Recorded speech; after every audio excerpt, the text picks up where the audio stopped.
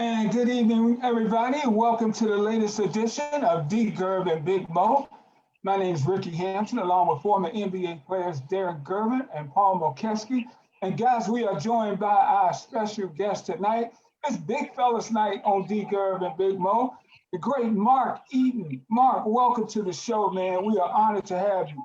Well, thanks, Rickey. Appreciate it.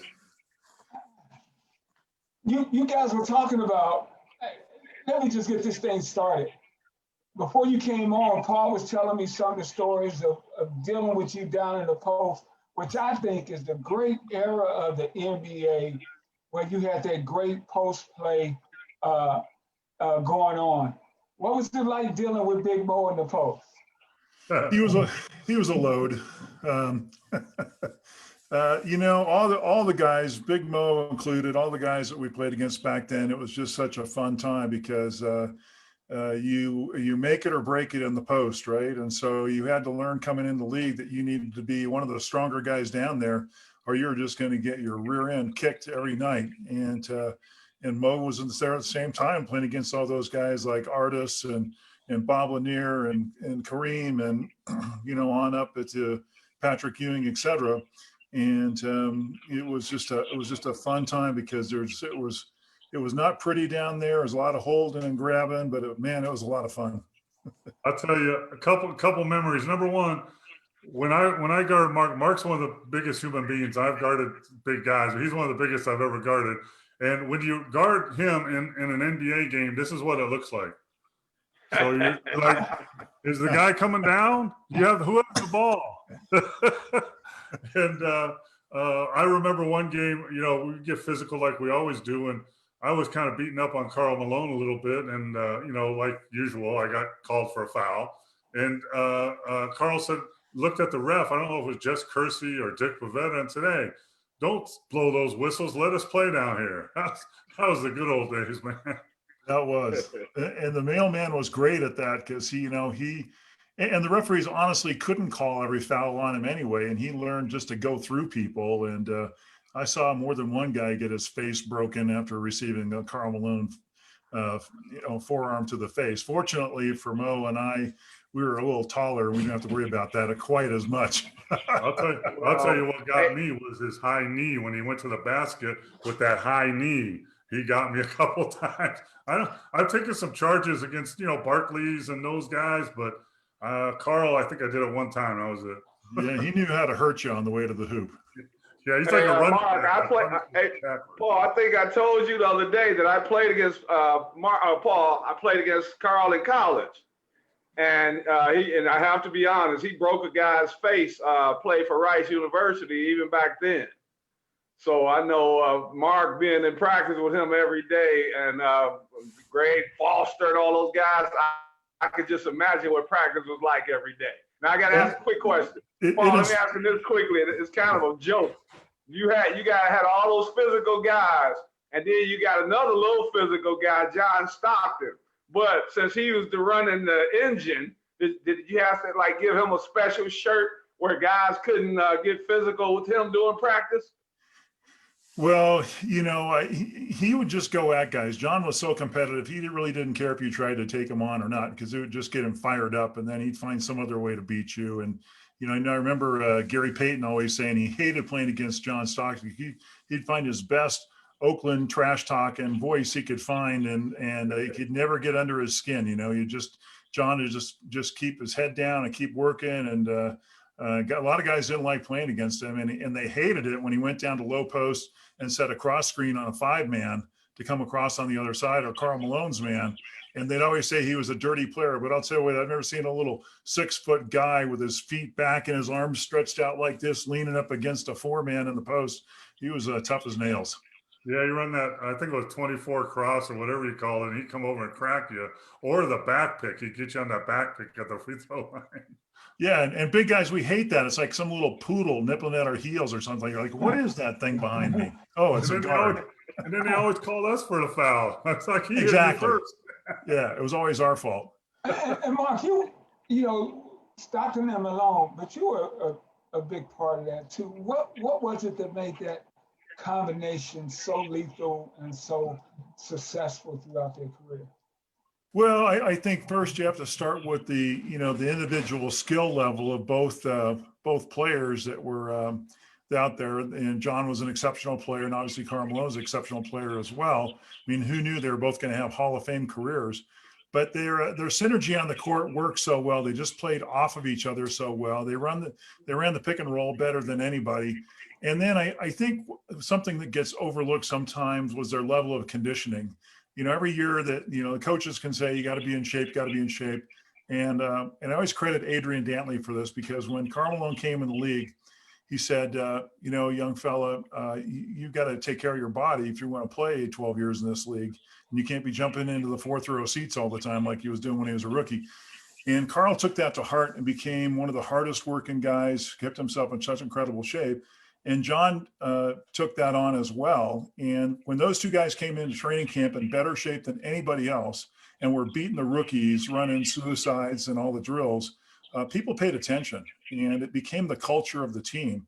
You walk in the locker room limping a little bit, and John Stocks just give you the eye, like, you will be out there tonight, right? Yes, John, I will.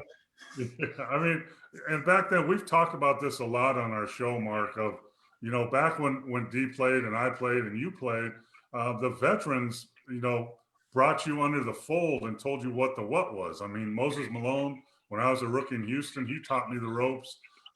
Stories of Charles Barkley learning from Dr. J of, you got to lose some weight to play in this league and you got to do this. I don't know if there's that much of that going on anymore in today's game. Yeah, well, you'd know better than I because you've coached more recently, but I agree with you. I think that the whole veteran sort of rookie apprentice kind of relationship is very important in sports, and it's something the coach can't do. The coach can have great plays, he can inspire you, but it's really the players that have to embrace it. And if you can find a couple, three guys on the team that take that on, and that's how you end up with a team, like the Pistons or, some of the better teams, the Celtics, the Lakers, because it becomes just the lifeblood of the team, and you don't want to disappoint your teammate. It's one thing to disappoint your coach, but it's another to disappoint your teammate, right? And you want to be there every day for all the guys that are on the team with you, and give it your best. The great teams always had those guys, all the way from, Larry Bird and Magic and John and Karl, and, they're the ones that hold everybody else accountable. Those are, you hear the Clippers having trouble with accountability and all that. Well, it's inside. It's the players. It's that player unit that is the problem. Yeah, and I think that doesn't get enough coverage in the media about the work that teams do to look at the personalities of people they're thinking about trading for or drafting, just from that standpoint. Is this guy a good guy? I mean, we've all seen so many guys that came in the league with a lot of talent, but could never get along with other people and bounce around from team to team to team. And then all of a sudden they're out of the league. And you're like, gee, what happened to that guy? Well, he wasn't coachable, or he was a problem in the locker room or at the end of the bench. And you just can't have that. And it's interesting because I do a lot of speaking in the business world, and there's the same stuff. It really is. So it's somebody at the water cooler is no different than somebody at the end of the bench kibitzing, with the next guy saying, coach is screwing you, man. You should ask for a trade. You should call your agent. Yeah. Hey, tell me what he's talking about. This is for both of you guys. Tell me, I think a major reason for the change is because of the times we're in. Back there, it was about you trying to help other guys. Even when I came in with the Nets, Roy Henson got hurt, and I was brought in to replace Roy, basically. And Roy still treated me like I was one of the guys.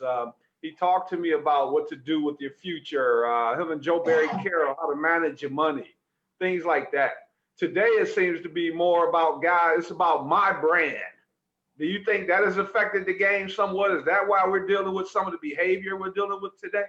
Yeah, I think so. I think some of it is just the way the kids grow up today, where we all grew up playing, pickup ball and street ball. And I know Mo haunted some of the places I did at LA Trade Tech and Compton College and such, and out in the LA area. And there was a different mindset. You had to learn how to be tough and get yourself together. Now these guys playing AAU ball all the time are all buddies with each other. And I don't know I think there's just something that happens when they get to the NBA, and social media, I think, has a lot to do with it as well. It's like, well, how many Twitter followers do you have? And, what's your Instagram look like? And I just, it's just a different mindset. And I don't know how a coach deals with that and says, guys, put your phones down now. It's time to play, and develops the camaraderie like we had, where we go out and get a beer afterwards. I can remember Dr. J Duncan on my noggin, and then after the game saying, "Hey, young fella, come on, let's go get a beer." I was like, "What?" But that's and Artis Gilmore did the same thing for me. He pulled me aside one day and he said, "You keep working, you'll be an all-star one day." And I was like, "Wow, thanks, A-Train." I was just this young buck, and he's like, "Come on, let's go down the river walk, and we'll get a brewski." Hey, I want to get Ricky in here quickly, but I got to ask you and Paul, because this is for both of you guys. Two very strong men, and then you bring up Artis Gilmore. Now I'm gonna ask both of you, who are the strongest players, Mark, that you played against? The strongest two players, and Paul, the strongest two players that you played against. You go first, Mo. All right. Well, number one is Artis, and I played.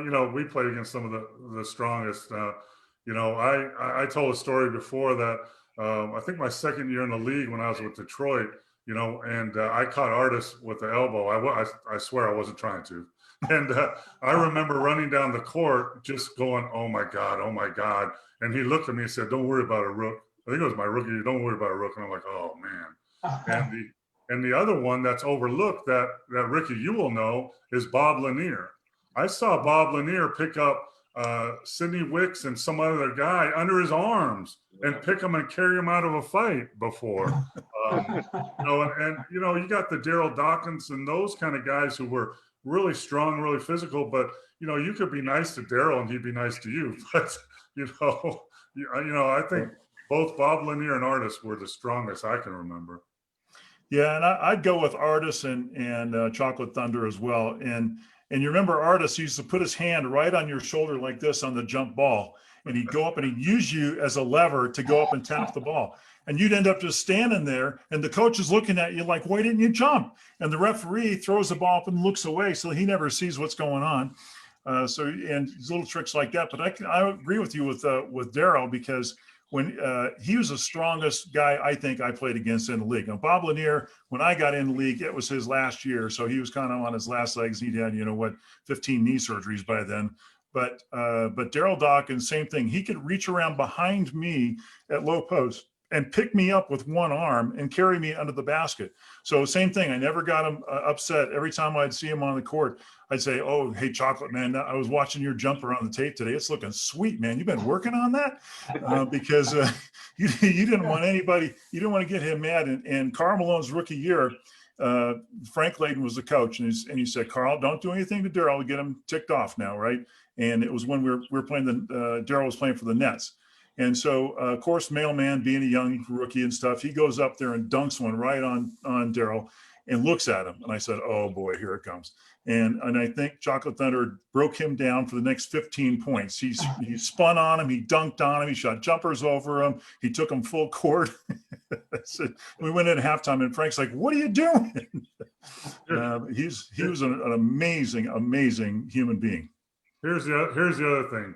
I shook Artis Gilmore's hand one time. He tried to break your hand, Paul.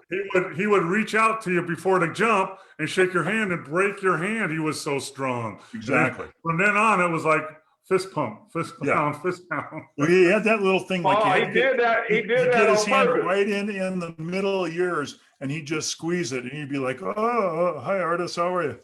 Yeah, I did that. Oh my God, Mark, I did that at the Legends meeting here in Vegas a couple of years ago, and I ran into him.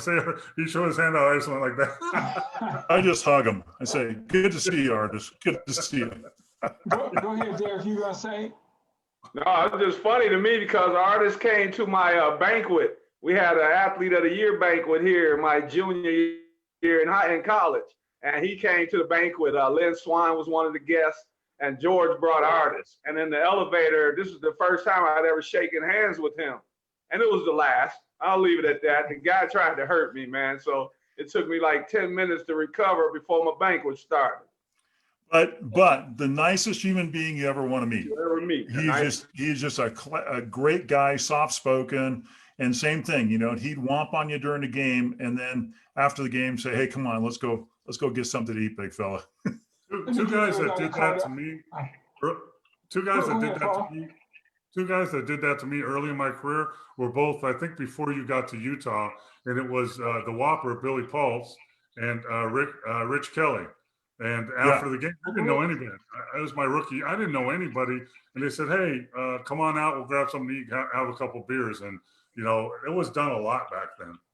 Well, I got a couple of stories about those guys, but I'll let Ricky ask his question. No, I just want to get everybody caught up. You're watching D. Gerv and Big Mo with former NBA players Derrick, Gervin, and Paul Mokeski. I'm Rickey Hampton. Our special guest is the great Mark Eaton. And Mark, you were talking about people dunking on you, but you got some folks back. You're a 4-time NBA block shot champion, 5-time All-Defensive Team All-Star, 2-time Defensive Player of the Year. So wasn't everybody dunking on you all the time, my friend? No, I only mentioned one, Dr. J. Well, you know, the life of a shot blocker is you're going to get, if you go up and go after them, you're going to get dunked on occasion. That's for sure. But that was my thing. And let me get our viewers in. Our good friend Kayvon has checked in, and he's saying Mark Eaton played on the court and on the same roster as All-Star teammates Karl Malone and John Stockton. The Utah Jazz were certainly a force to be reckoned with back in the NBA and Western Conference. I wonder whether England-born James Donaldson ever stuffed Mark Eaton proper playing back in the day.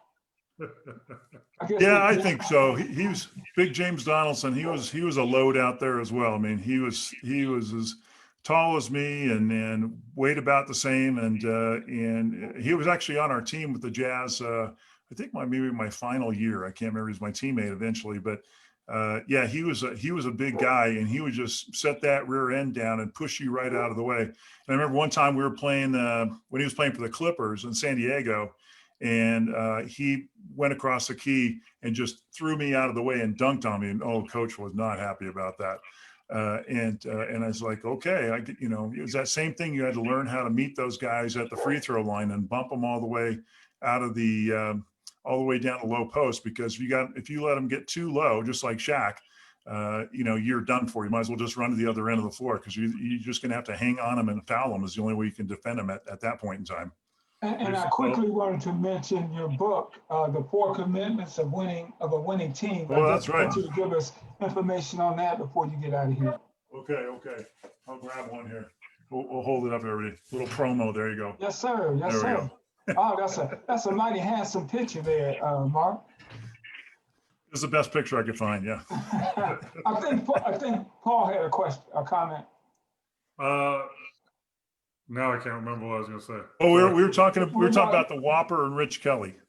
Yeah, well, what were you talking about right before that, right after that? Getting too far under the basket. Oh yeah. I was just going to say, Don Nelson taught me that early in my career.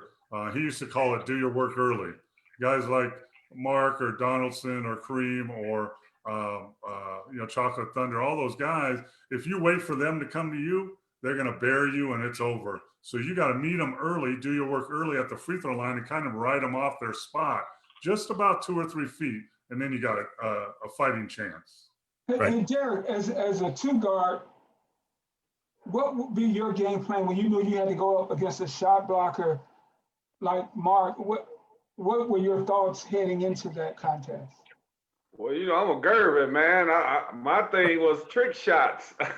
I wouldn't be trying to take Mark on very often. I'm a smart guy. My family was all about taking smart shots. So I'll be more or less trying to score over Jeff Hornacek or Stockton. I'll be trying to stay away from the big fella because I know how well he went straight up. Now, one thing we've been joking a lot on here. One thing I'm going to say serious is Mark is a very huge guy, but Mark was fundamental. Mark knew how to go straight up. And that's what today we have some problems. You have a few guys that do it quite well. They know how to contest without fouling. And that was one thing that was an advantage for Mark Eaton that people never talked about. All his blocks weren't just because of his size. A lot of them were because of timing. And so I just wanted to make sure I got that in so people understand. It wasn't just that's a size. Point. Well, I appreciate that. You know, early on in my career, when I was playing in junior college, my coach would tell me, like, don't jump, don't go after every block shot, like get in the way and just be an impediment and keep your arms straight up, and you'll deter as many shots as you block. And that became my calling card. Then, of course, after that, everybody said, "Oh, he can't jump." Well, that wasn't true. But the idea was to keep your feet on the ground and force players to go around you or shoot over you or just block your view, as Big Mo was talking about earlier, because that could be the difference in the game. And then when you do block a shot, the idea wasn't to throw it into the third row. And this kind of goes back to Bill Russell. The idea was to control the block shot and turn it into an outlet pass. And I had two great point guards I played with, in Ricky Green and John Stockton. And I could throw the ball anywhere out at half court, and those guys were like center fielders. They could catch it and take it off. And, you know, it was so much fun watching a fast break at the other end off of a turnover like that. You'd be even more effective, Mark, in today's game in that regard, because now they have the rule of verticality. So even if you're in the charge circle, all you got to do is jump and go straight up, and you're still okay. You know, so I didn't know that. Thanks for educating me about that. Yeah, so even if you're in the charge circle, if you go straight up, you know, it's rule of verticality. And also guys like Mark and guys like that, that's what started the floater. Because guys didn't want to go in there. That started the floater. You know, it was continued on. We got a question about our friend Nolan's checking in and wants to know a little bit about Billy Paultz, the Whopper, who was a longtime ABA and NBA player. And a comment for you from Kayvon is tell us about the great Jerry Sloan. Yeah, so, well, let's start with Coach Sloan. An amazing guy. A lot of people don't know that when he was a Chicago Bull, he was the only jersey the Bulls retired until Michael Jordan. I mean, just think about that. A great player and the guy you want in the foxhole with you. You know, he took, when I first came to the Jazz, Frank Layden was the coach. The team was losing money, losing games and such. And over the next few years, we kind of got it back to respectability. And then Jerry Sloan came in and kind of took it to the next level. And he had a real intensity about himself that was easy to play for because, you know, as these guys will all tell you, it's hard to play for a coach who's all over the map emotionally and not consistent in what they're asking for. And Jerry was the same way every day. I mean, you could find an after the game press conference from his 23rd year of coaching and compare it to his third year of coaching. It'd be the exact same thing. He demanded intensity. He demanded effort. He demanded defense. And if you gave him those things, whether you were shooting the ball well or not that night, you know, he would ride with you. And he was just a great human being to play for. And then even in retirement, you know, you could call him up and say, "Hey, Jerry, I'm building a fence in my backyard. Will you come help me?" And he'd be like, "Sure, let me get my truck and get my tractor and, you know, and I'll be over." And just that kind of humbleness, you just don't see that often, especially in coaching. And I think that's what endeared him to his players, and every player for the most part that played for him just loved him, and we all miss him. And then what was the first one? Billy Paultz, the Whopper. Wow. Is that what it was? Yeah. Hey, let me talk. Can I talk about Coach Sloan for a sec? Sure. Before we move on to Whopper.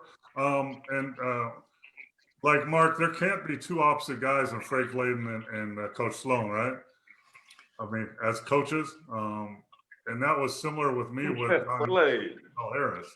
And but they're both great at getting their point across. And there's many different ways to do it. When I scouted for the Mavericks for 5 years, and I would sit courtside and, you know, do my scouting, boy, I would listen to Coach Sloan talk to the refs like I wouldn't, and they wouldn't even do anything because they respected him so much. But do you think a Coach Sloan type coach could coach today's NBA now, Mark? You know, sometimes I wonder, but then I see coaches out there on occasion that seem to be doing that same direction, going the same direction. I think Doc Rivers a lot like that, cut of the same cloth. And I watched a little thing that Doc Rivers did. That's a Netflix series called the Playbook. And he talked about how he grew up, you know, don't be a victim, right? Like you're in charge of your own destiny. And Jerry Sloan was very much like that, and just demanded that you dig down a little bit deeper. And I think that could still play in the NBA today. I think it's required, especially you start getting to the finals and stuff, and that inner toughness where you don't accept anything less than winning. I think still has a place, but it's definitely harder to find. And all the other things that have come into the game since we retired, you know, with analytics and 14 assistant coaches and all the stuff that goes on, the fundamentals of the game don't change. And I think sometimes the message that those guys like Jerry Sloan had gets lost in all of that, when in fact it's the key to having a successful winning season. Well, no, we've talked before about coaching in today's game. Hey, Paul, Paul, let me tell you, Paul, hold on. Let me tell you this, though, while you're on that subject. One guy tried to be up. Chicago. He started trying to make the players punch in. And you know that didn't work. Boylan, they fired him. He tried to have the players punch in this past season. Yeah, but that's kind of a different scenario because Jerry Sloan was a player. Like, you know, you had that respect when you walked out on the floor. And I know Jim Boylan, he coached here at the University of Utah for a little while. And nice guy, but good guy, but you just can't demand that. It's got to be something you live yourself. And Jerry Sloan, to his last breath, if there was a skirmish out on the court, he'd be right out there next to you. And I saw him challenge guys I saw him challenge Karl Malone in the locker room. It's like, you want some of this? Come on, let's go outside. And there's just, I think there's another layer to it beyond just, you know, trying to demand it from your players, that you have to gain that respect first before you can demand it. Yeah, I think we've talked about coaching before in the NBA. It's a different animal now. And what I think the three things you have to have respect, like you talked about. You know, you have to be a former player or been successful or won a championship. Then you have to have knowledge. You got to know what the heck you're talking about, because players see right through somebody who's on the court or in the locker room, doesn't know what they're talking about. And then you have to have the demeanor and the personality to be able to hold players accountable. And those three things are so important. And, you know, people think, well, you know, Sloan was just a disciplinarian and rough around the edges, but he had all of those three things. So I think he would be successful. Yeah. And he became your friend as well. I mean, you know, my fondest memories of both of those guys, Frank Layden and Jerry Sloan, was, you know, sitting in the hotel bar after a game, having a beer. We learned so much about basketball and life and all this stuff. And a lot of guys didn't want to do that, but I was like, man, anything these guys got to say, I want to hear, because I want to get better. They became lifelong friends. In fact, Thurl Bailey and I took Frank to lunch last week, and it was just so much fun. He's 88 years old, and Frank Layden, and it was great to see him. Back in those Sheridan and Hyatt lobby bars, right? Exactly. Oh yeah, we spent a whole nother show talking about the hotels we stayed in back then. No, we can't. Are you guys giving away our secrets back in the day about after the game? Hey, Paul, you guys know you couldn't sleep after the game. We can't go to sleep till 3 or 4 in the morning, so you got to find something to do. Yeah, exactly. Something legal. I mean. Yeah. Yep, staying at that nice Marriott on the Riverwalk. Yeah, yeah. No comment. My favorite was the Cleveland Airport Marriott. Oh man. We'd always roll through there about December 23rd and spend 2 or 3 days there at that place. Remember that place, Mo? Well, yeah, for sure. You were flying commercial back then, weren't you, Mark? What's that? You were still flying commercial back then, weren't you? Oh yeah, I flew commercial my whole career. So I never. But back then the trouble was Salt Lake City, because back then it was a dry state. So you had the lobby bar that sold just the mixes, the 7 Up. Yeah. And you had to go across the street to the liquor store and buy a bottle and bring it back. I'm like, wait a minute. Yeah, there's some crazy stuff in our state. Yeah, Fortunately, it's gotten a little better over the years. I must say one place, Mark. I don't know. Dead Goat Saloon. The Dead Goat. Yep. Yeah. It was happening there. Good Utah? music and fun people. Utah. Hey, Ricky. The Dago I can't Saloon hold in on, Utah. hold on. Go ahead. I'm sorry, Ricky. Go ahead. No, I was just wondering the location of the Dago Saloon. Across the street from the Hyatt in Salt Lake City. Salt Lake City. Okay. Go ahead, Derrick. I want to ask Mark. Hey, Mark, when did you know? Because once you made it to the league, I knew you were I'm gonna say this. You're the best 6.8 rebound player that I've seen. And when did you know going into Utah? When did you know that would be the perfect fit for you as far as playing with Stockton and Hornacek and your coach? Did you know from the beginning that you guys would hit it off? That Jerry Sloan would be the coach for you? My backstory is a little more interesting from the standpoint of I didn't know where I would go, and my junior college coach and we actually called NBA teams on the telephone looking for a tryout, and the Utah Jazz were in a pretty bad state that back then in 81, 82, so when Frank gave me a chance to come to training camp and try out, and he signed me to a one-year contract for, I think, a whopping $45,000. I said, okay, I want to see if I can just hang and be a good backup center, maybe bounce around the league a little bit. And I think the moment I knew, and back then we had, Adrian Dantley, Daryl Griffith, Jeff Wilkins, Ricky Green, guys like that. And about the month into the season, we were playing in Dallas, and they were an expansion team at that point in time. And Coach Layden put me in the second quarter, and I blocked like 6 shots in 5 minutes. Wow. And I turned around after one of the blocked shots and was kind of running back up the court, and I glanced over at the coaches, and they were all doing this. I said, okay, I can play this game. I got a job.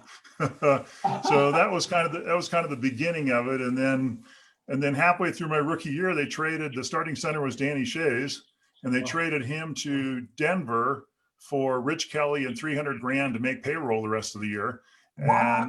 And I got the starting job, and it worked out well, because then I said, okay, if I'm going to be a starting center, I'm going to be a good starting center. And yeah, I didn't always have the big stats in terms of scoring and rebounding, but I did one thing really well. And Phil Johnson, the assistant coach, longtime assistant coach, one day I was having a beer with him after a game, and the fans, we'd lost a couple games in a row, and the fans were kind of booing and stuff. And he said, you know what? He said, what you do on the court doesn't always show up in the stat sheet. Just keep doing what you're doing and don't listen to the fans. And I knew at that point in time, I was really playing for the coaches and not for the fans. And as long as they were happy, I was happy, and I kept my job for a long time just because of that.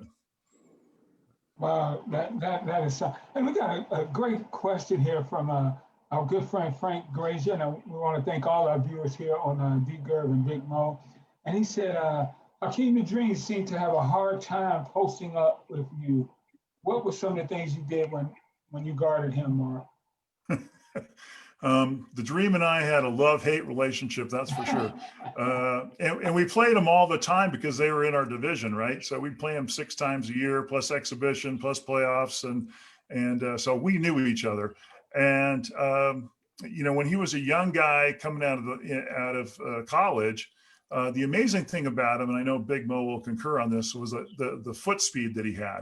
Like when you're playing against Bob Lanier, Kareem, some of these other guys we've talked about, you knew where they were going and kind of what they did with their game. Hakeem was so quick at the low post. In fact, you might have to correct me on this, but I believe in one year he led the NBA in block shots and steals as a 5-man. Yes, sir. And that's right? Yes. So what I tried to do against him was the same thing we were talking about, is I tried to meet him at the free throw line, and I tried to bump the crap out of him down the low post, because the same thing, if I could get him 2 or 3 feet further out away from the basket, he's a little more uncomfortable. Maybe he misses 2 or 3 more shots than he normally would, and that could be the difference in the game. And when he was a young player, you could get him pissed off. If you hit him a couple of times, he'd take a swing at you, and we got him tossed out of the game more than once. In fact, the Whopper, Billy Paultz, got him tossed out of a game in a very famous game in Jazz history. And but then once he developed that turnaround baseline 1-foot fadeaway, and the same thing going across the middle, that little fadeaway jumper, it made it really difficult, because just like Patrick Ewing and Big Mo and I worked on this, but we never developed quite the same technique. But those guys could deliver the ball before they were turned all the way around. The release was so quick on that shot that you could have your hand up right in their face and the ball was already gone by the time you got there. And it was lights out after that. But, you know, I still just try to keep him away from the baskets, to give him one shot each time down the floor. And, but he was probably my greatest single challenge in the world of NBA centers. I want to ask you this too, Mark, from me to you, because people have asked me that all the time, you know, who's the hardest to guard? And, you know, they think it's Kareem or someone like that, which is very difficult to guard. But in my opinion, the hardest guys I ever guarded were Kevin McHale and Moses Malone. And the reason for that is because I never knew what they were going to do. I knew Kareem was turning left shoulder for the hook, but those guys were a surprise every time. And I couldn't strategize to figure out what they wanted to do. Is that the same thing that was true for you in your career? Yeah, I think, you know, well, and you played in the Eastern Conference, so you played those guys a lot more than I did.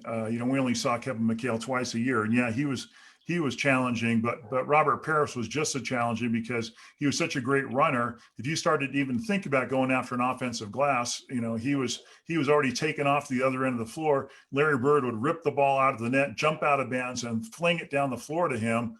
And he's getting a dunk while you're just turning your head around, wondering where he went. And then the coach is looking at you like, you know, what are you doing? So that was, he was a big challenge. And Moses he was just relentless on the boards. I mean, he would just run into you and bounce off of you to try and get the foul, and then throw some ugly thing up off the glass, get the offensive rebound, go up again. And at the end of the night, he's got like 22 rebounds and you've got 10.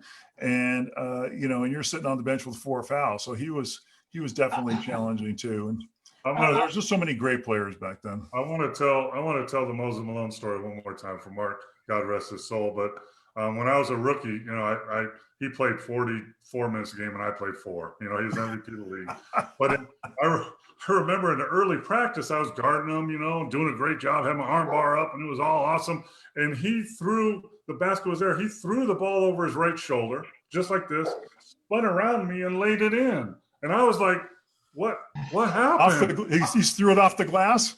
Yeah, he threw it over his right shoulder off the glass, spun around, and got it in the front of the rim. So offensive rebound and yeah. And that was, first of all, how do you do that? Second of all, how do you think to do that? You know, Talk about thinking outside the box. No, he was remarkable like that. He'd throw little hoopty loops up there, and you never knew where it was coming from. That's for sure. Yeah, you can't get my shot, man. You can't get my shot. Hey, Paul and Mark, you know, one thing about Moses is people always thought he was like standoffish. And he was pretty much standoffish with fans. But if he knew you, he's one of the best people you could ever know. I met him coming out of college. When I left a year early. My junior year, I came out. We played a game here in San Antonio. George, Mike Mitchell, rest in peace, as Johnny Moore and all those guys. We played Houston. Akeem came down. We had Caldwell Jones and all these guys. Moses, not Akeem. I'm sorry, Caldwell and Moses. After the game, I talked to Moses, and just sitting there talking to him, you could tell that he was a guy that really cared about people's careers and about leading you the right way. So it reminded me, because every time I hear Charles Barkley talk about him, I understand what Charles was talking about, because I was drafted by Philly, and I was there with Andrew Toney and Moses and Doc and Charles, and I saw what those guys were like, and Bobby Jones. And I just wanted people to know, because a lot of times people are standoffish for certain reasons, but when you actually get to know them, they're actually great down-to-earth people. And I just want to say that about Moses Malone.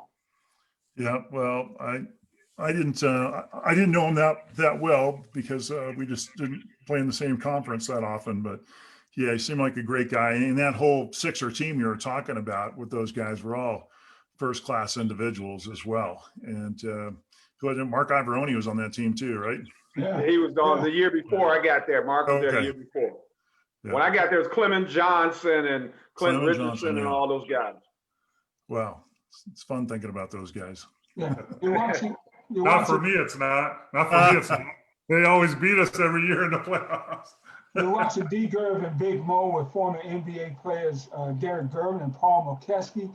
We're joined by Mark Eaton here tonight, the great shot blocker, 5-time defensive All-NBA defense We got a great comment here. Keenan Jones checks in and says, it's really amazing how hard players have to work to secure a roster. As we watch games on TV as fans, we have no idea of the struggle to succeed. How thin is the line of success in the pro ranks in terms of opportunities to make it and not make it for all three of you former players? I think, Mark, you're a good example of that with the way your career started out. I mean, you were working as a car mechanic. Can you still fix cars? My 1966 Impala, that's about it. There you go. But talk to how hard it is. You three guys are part of a unique fraternity as former NBA players. I've seen a lot of talented guys not be able to make an NBA roster. Okay, well, I'll start. It is. It's difficult to watch over the years because you see guys that bounce around from one team to another and kind of make it, but don't, and hang on, and just don't quite get over the hump. And I don't know, for me, what it was that made me different, other than just finding the right situation.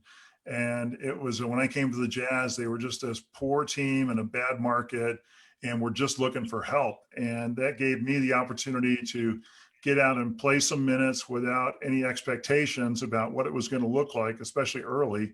And Frank Layton believing in me and said, look, we'll hang with you and see where it goes. And that's how I made it. And then I always knew that, every year your job's on the line, and they're always talking about who the next guy is that's coming in to take your spot. But I was, as soon as the season was over, I was back in the weight room. I was back on my bike.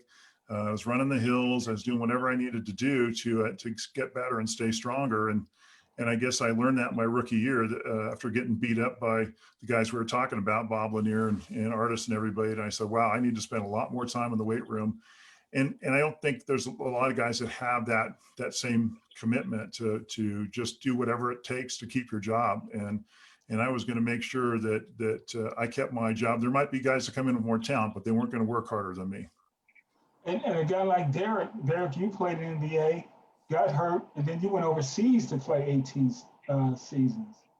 Your thoughts? I didn't come back to the NBA because we were on those chartered flights. And I'm telling you, my back was hurting so bad. We weren't traveling like they do today in luxury.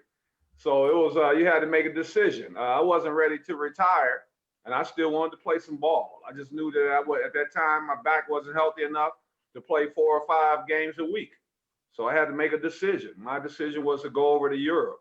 But I have to say this, the NBA, as you know, Ricky and Paul, you guys know, it's only been a little over 5,000 people that have ever played in the NBA.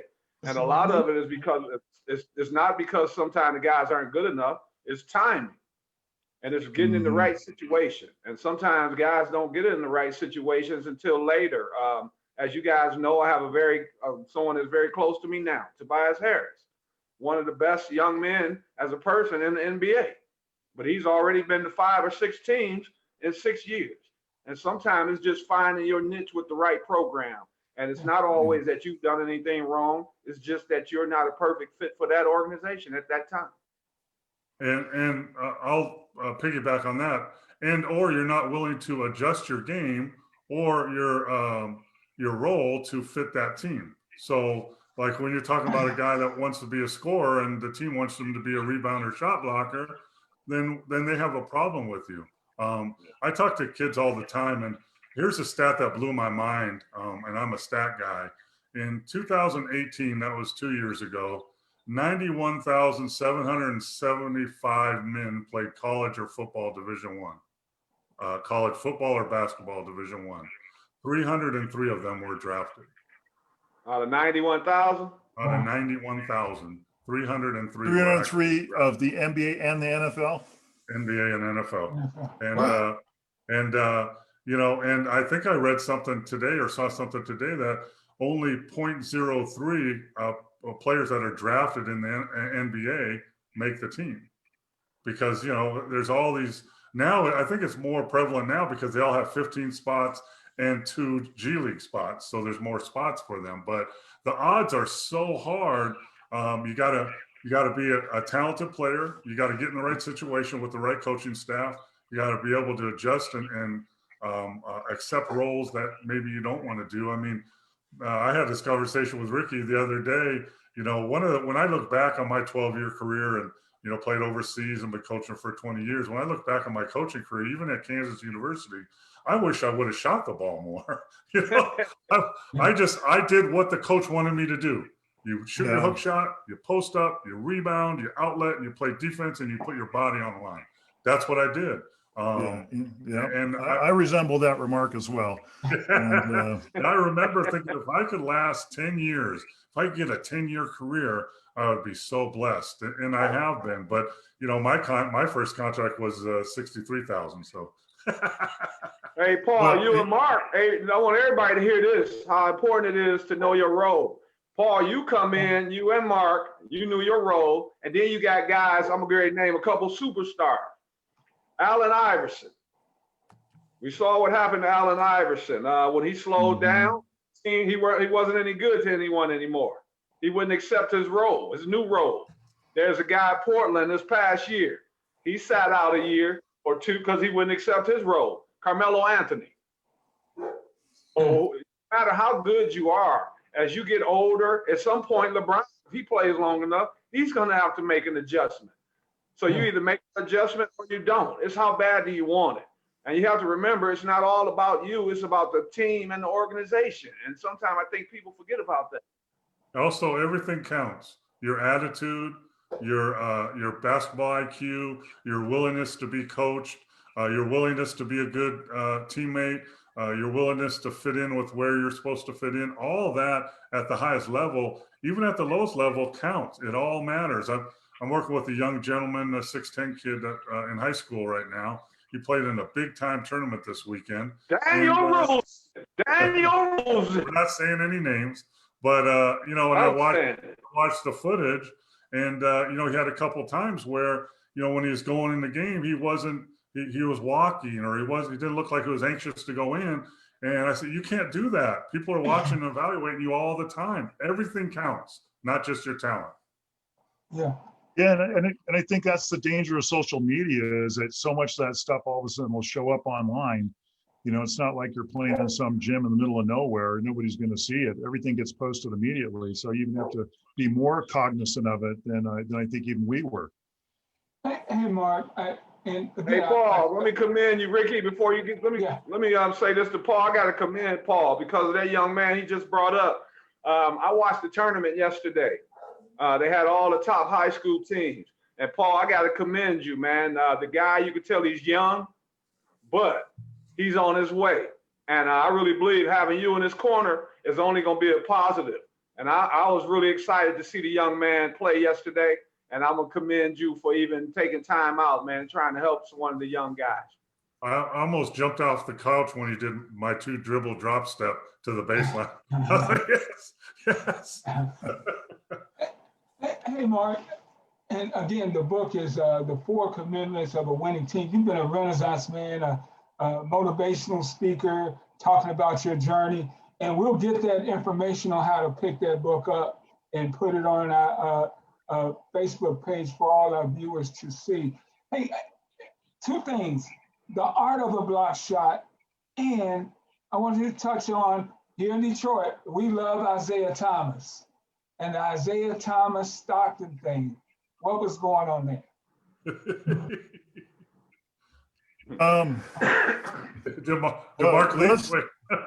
Let's start with block shots. You know, I think, as we discussed earlier, the art of the block shot is really based on anticipation and your willingness to, I think, just take on guarding an entire other team as opposed to just your players. And I think Mo would back me up on this, but the vast majority of block shots that were the opportunities were cutting off an angle of a guy going to the basket or going out and helping your teammate on the other block, as opposed to blocking the shot of the player you were guarding. And it is kind of a lost art. I think I see guys do it from, time to time, but in my case, I wasn't that great a scorer, that great a runner. So I did one thing really well, and I just tried to focus on it.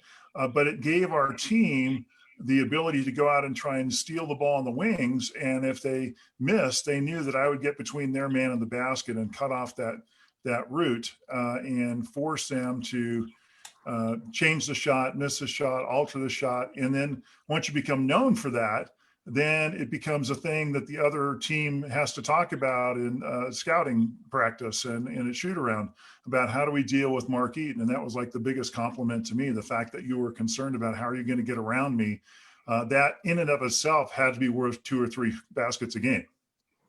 Yeah, I want to touch on that too, because I was on the other end of that, how we deal with Mark Eaton.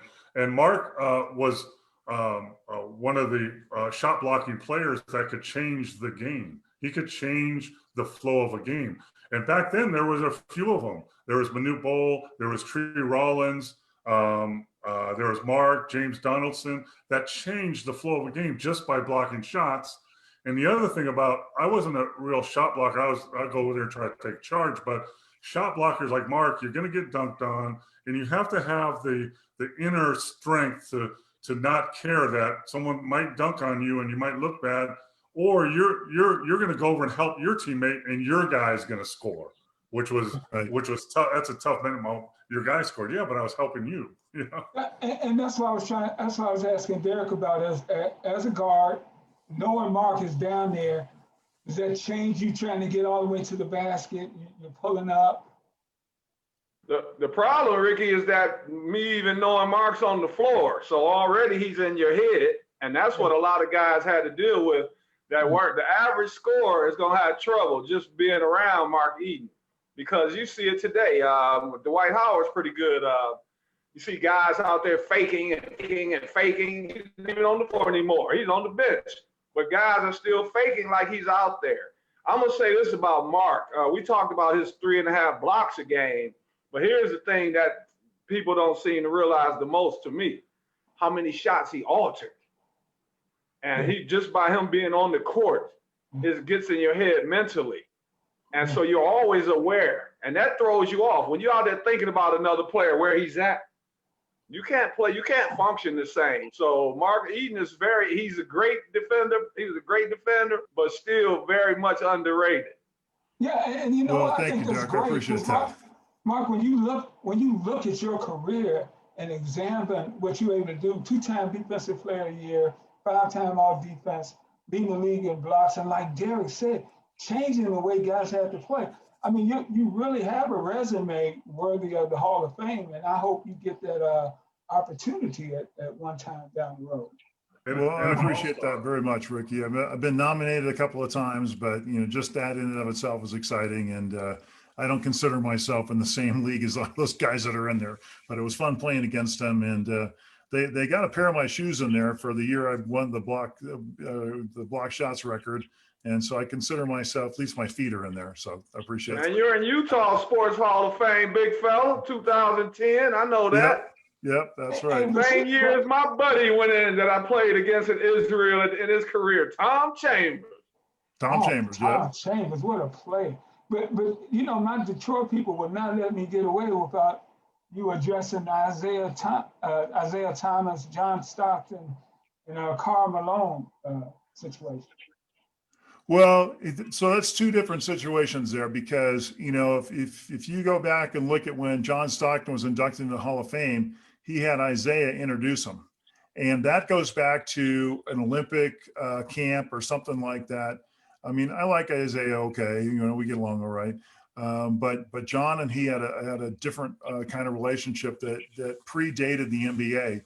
I think at the maybe the '84 Olympics or something like that with Bobby Knight, and then Karl Malone, and Isaiah, they didn't get along, and there was that famous incident when we were playing here in Salt Lake, and Karl Malone stopped him from going up to the for a layup, and I was about 2 feet away from this when it happened, and he happened to catch him on his forearm, right on his forehead right here, and opened up a big old cut, and everything was pretty cool until Darrell Walker came off the end of the bench from the Pistons at the other end of the floor and came charging down the court and got in Karl Malone's face, and then all hell broke loose after that. It was a fist fight and everything else. And then Isaiah's brother got involved with it, who was from Chicago. So we pull into Chicago a few weeks later to play the Bulls. They've got us in a different hotel, Karl Malone on a different floor. We got different entrance into Chicago Stadium. We got armed guards sitting behind us. And if you guys remember in Chicago Stadium, there's that space behind the seats to the front row of the stands, right? And people could walk along there. And Isaiah's brother was just walking behind Mailman the whole time we were there that night, just taunting him. It was, and there were some guys on the team that were a little worried about that. So suffice it to say, we did not go out that night. And we just got a few more minutes here. Well, actually, we just got a couple of minutes here with Mark Eaton. I mean, this has been just a tremendous hour talking basketball and getting caught up on your career. Where can people learn more about you and your book and some of the things you got going on today? You can go to my website, 7foot4.com, and you can find my book on Amazon, Audible, Kindle, all those kind of places. And that's probably the best place to find out information about me. I got to get this in. We've got so many comments here. I'm sorry we haven't been able to get to all of them. I know Mark Eaton had a hard time of it trying to go up against big men comparably of his own size, like my man Paul Mokeski and Big James Donaldson. But did he ever happen to get stuffed by the late, great Manute Bol? Yeah. Did Manute get one on you? Yeah, Manute was unique because his arm, now I'm 7'4", right? My wingspan is 7'4". His wingspan was 6 or 8 inches wider than mine. And Paul, I know Paul will back me up on this, but even if you tried to shoot a hook shot, which typically would go over anybody, and that arm would just come out and keep going and going and going and block your shot, and you'd be like, where did that come from? But Manute was a great guy. I miss him because he was so funny out on the court too. He's always telling jokes. Thanks for saying that, man. One of the funniest guys I ever met. Oh my goodness. He just, some of the stuff he'd say on the free throw line and stuff, I still crack up about. And hey, Paul and Mark, I wish I could tell you, I had a tough coach. I played for Bill Fitch. So we were having a little conversation while I was on the court, and Manute could hear us. It's a PG show, so I won't tell you the things he told me to tell Bill Fitch. But that's all right. I can already imagine that. We became. Say it again. I said I can already imagine what he said. Nudie was. Go ahead, Paul. Go ahead. You start the show. I just want to throw in with Manute, God rest his soul, and what a good spirit he was. And we played him when he was with the Washington Bullets. We played him, and it was in the fourth quarter. And before Hack-a-Shack, it was Hack Manute because he shot 32%. So Don Nelson had me foul Manute like 4 times in a row. I'd be standing there, and when he got across half court, I would pretty much literally pick him up and foul him. I tell the ref I'm going to foul him. And he would go to free throw, and he made 8 free throws in a row. And every time he was looking at Nelly, say, "You can't foul me. I'll make my free throws." Hey, quickly, Mark, how do you see your game? Is it a place for a Mark Eaton type in today's NBA? Yeah, I think so. Maybe in certain places. You look at the Jazz, Rudy Gobert, who's won Defensive Player of the Year the last 2 years. I think has taken on some of that mentality of guarding the paint and trying to take on the entire other team in terms of defending that painted area. Now he's much better at running the floor than I was, and maybe has a couple more offensive moves. But he's not, he's not a 3-point shooter like a lot of big guys are now, like Jokic or some of these other guys. And so I think there's a place for it in the right system. It's got to be a system that's based on defense. And running on opportunity and a coaching staff that appreciates that big guy. Not all coaches do. I think the analytics have kind of grabbed hold of that. And now they want Dirk Nowitzki's out there that shoot 45% from the 3-point line. But when it comes to crunch time, and you guys all know this, it's, you have to be able to defend. And when you get in the playoffs, you have to defend, and you've got to have that 5 spot covered up. And it just still to this day drives me crazy when I watch teams that, play so hard to get back into a game or get down to the stretch. And then all of a sudden for some reason, the middle just breaks down and you guys go uncontested layups, which in our era would not have happened. You'd be on the floor, but it's a different game now. And so I don't know, but yes, I think so. I think there's a place for it. I think it would take an out of the box thinking coach. Like when I was with Dallas, when I was coaching, Don Nelson was there, and we had Sean Bradley, and we had Derrick who could shoot, and we have Steve Nash and all these guys, but then we would use Sean as a defensive guy, and would make a great impact in the game. And we changed some of our defensive schemes for Sean. We called it the Bradley rules. So, he wasn't hard hedging pick and rolls. He wasn't switching pick and rolls. So it would take some coach that could think outside the box finally, because as we know, in the end of a game, defensive stops are huge. Yeah. And I think a lot of coaches miss that. And you'll hear them complain sometimes during the playoffs, like, "Oh, I wish we had a big guy." Well, you should have thought about that back in October. Yeah, right. But, Mark, you can play for Nick Nurse or Spoelstra right now, sir. Well, thank you. I appreciate that. Yeah, I like the way those guys coach. Hey, man, this has been a great show, Mark. Thank you so much for joining us tonight, man. Oh, you bet. My pleasure. And again, the book is The 4 Commitments of a Winning Team. Quickly, what is the premise of the book? The premise of the book is really focused on helping people in business understand what teamwork is about from the inside out. It's an overused term in business, I think, unless you've played at a team on the highest level, you don't necessarily understand the intricacies of it. And it's my story of going from an auto mechanic to an all-star, and the people and coaches that came alongside of me and showed me what to do next and how to get to the next level. And it's full of practical advice about the inner workings of team and how you can become a better teammate and improve yourself at the same time. Fantastic. And you can go to 7foot4.com and pick up a copy. Thanks, or Mark. Amazon. Yeah, it's probably easier to find on Amazon than it is on my website. All right, Amazon. Mark, thank you so much, man. We really appreciate it. Oh, you bet, Mo. It's been awesome. We've had some great guests on, from John Lucas to Bob McAdoo to Coach Harrison, and you're right up there, man. Really appreciate you coming on. Well, I appreciate that. It's fun to be mentioned in the category of those guys, man. Those are some first-class guys you just mentioned there. Inglewood finest, sir. Inglewood's finest. All right. Yep. Well, come back to business, Mark. Until next Monday, this is Rickey Hampton for Paul Mokeski, Derrick Gervin, and our special guest, Mark Eaton. Good night and God bless everybody. Be good out there. Be nice.